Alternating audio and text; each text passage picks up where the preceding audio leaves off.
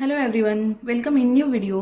तर आज मी करते आहे घेवड्याच्या डाळीची आमटी. तर इथं ही घरगुती घेवड्याची डाळ घेतलेली आहे मी. आता ती मी स्वच्छ 2 पाण्याने धुवून घेते आणि कुकरला शिजवून घेते. आता आपली डाळ शिजलेली आहे चांगली. तर आता आपण त्याला फोडणी द्यायला चालू करूया. आता फोडणीसाठी मी कढई तापायला ठेवली आहे. त्यामध्ये तेल घालून घेते. आधी 2 पळी तेल घालून घेते.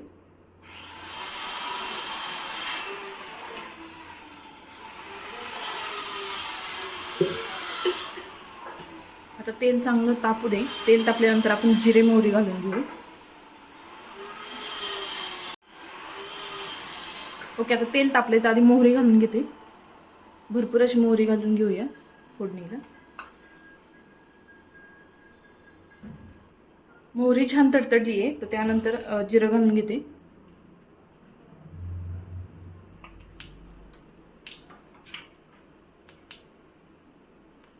त्यानंतर इथे 2 ते 3 पाकळ्या लसणाच्या टेचून घेतल्या ते घालून घेते.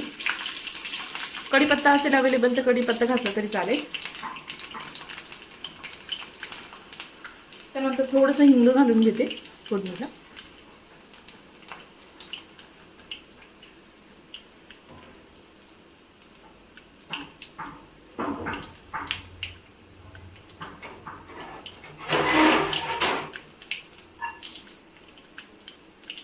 आणि आता बारीक चिरलेला कांदा.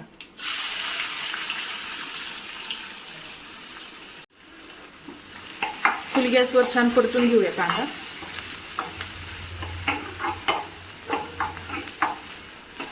आमटी 2 पद्धतीने करू शकतो.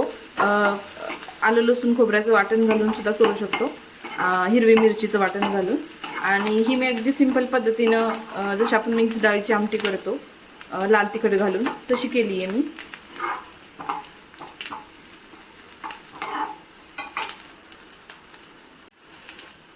आता कांदा छान तळून झालाय, गुलाबी असा रंग झालाय.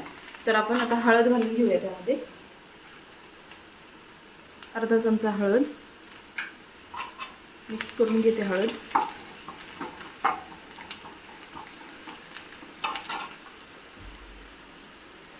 त्यानंतर 1 चमचा लाल तिखट घालून घेते.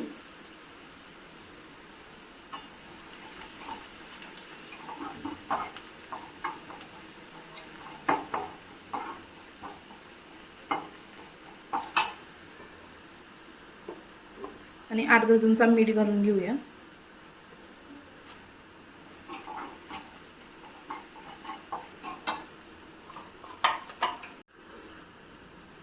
आता शिजलेली डाळ घालून घेऊया.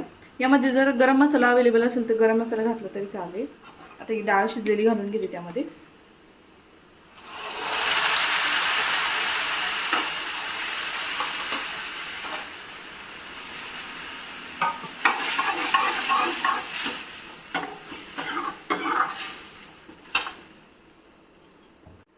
आणि आपल्याला किती पातळ हवी आहे त्यानुसार पाणी घालून घेऊया.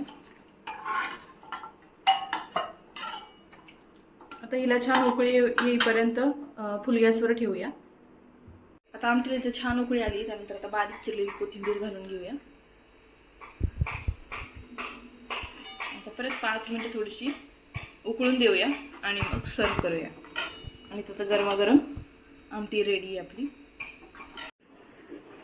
आता इथे गरमागरम आमटी आपली तयार आहे आणि ती मी भातासोबत सर्व केली आहे.